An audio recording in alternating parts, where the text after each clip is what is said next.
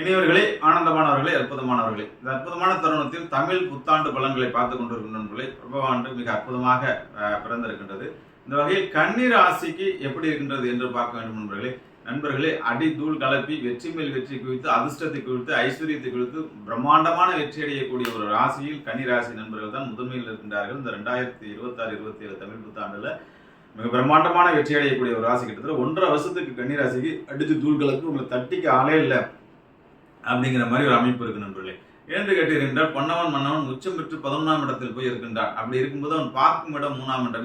இதுவரையிலும் முடங்கி போயிருந்த எல்லா விஷயங்களும், தடுத்து கொண்டிருந்த எல்லா விஷயங்களும் உடைத்திருந்து 1000 கைகள் மறைத்திருந்தாலும் ஆதவன் மறைவதில்லை என்பது ஒன்று உங்களுடைய கன்னிராசிக்காரோட வெற்றி யாரும் மறைக்க முடியாத மாதிரி உடைச்சிருந்துட்டு வர போறீங்க. 5ஆம் இடத்தை குரு பார்க்கறதுனால கண்டிப்பாக உங்க வீட்டில் குவாக்குவா சத்தம் கேட்க போகின்றது, தொட்டில் சத்தம் கேட்க போகின்றது, வளகாப்பு சத்தம் கேட்க போகின்றது, குழந்தைக்கு பேர் வைக்கக்கூடிய நிகழ்வு நடக்க போகின்றது, குழந்தைக்கு காது குத்து நிகழ்வு, இந்த மாதிரி சுப நிகழ்வுகள் குழந்தைகள் மூலியமா நடக்கக்கூடிய அற்புதமான நிகழ்வுகள் நடக்க போகின்ற நண்பர்களே.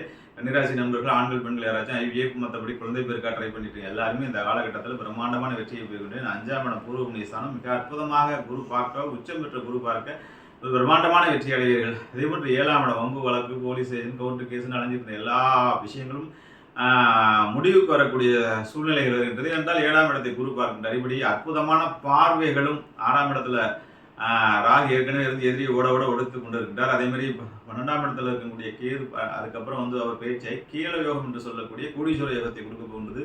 திடீர் அதிர்ஷ்டம், திடீர் லாட்ரி, அதுக்கப்புறம் பார்த்தீங்கன்னா திடீர் புதையல், வெளிநாட்டு யோகங்கள், இது போன்ற அற்புதமான அமைப்புகள் எல்லாமே கன்னிராசிக்கு அமைய போகின்றது நண்பர்களே.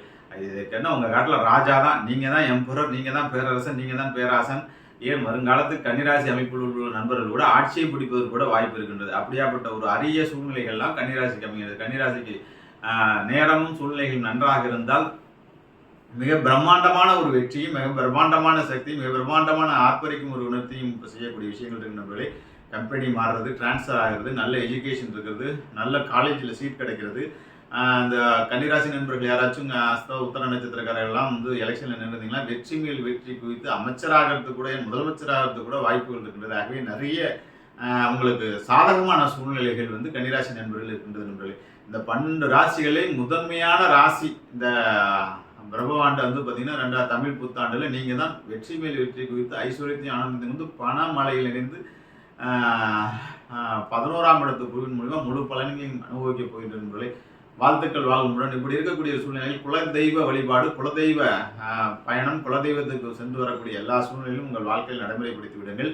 இதை தாண்டி உங்களுக்கான ஜோதிலிங்கம் பீமா சங்கர், மகாராஷ்டிராவில் இருக்கக்கூடிய நம்ம ஜோதிலிங்க வழிபாட்டை தான் சொல்லிட்டு இருக்கோம். ஒரு தடவை எனும் பீமா சங்கரை தொட்டு விட்டு வாருங்கள். பீமா சங்கருடைய அருள்வாசியில் நாம் சொன்ன அனைத்தும் உங்களுக்கு நடந்து 2016 2017 வெற்றி மேல் குவித்து வெற்றி மேல் வெற்றி குவித்து பிரம்மாண்டமான வெற்றிகரமான ஆண்டாக அமைய உங்களை வாழ்த்து விடைபெறுகின்றேன். வாழ்த்துக்கள், வாழ்வுடன் வாழை நலம், வாழிப்பல்லாண்டு.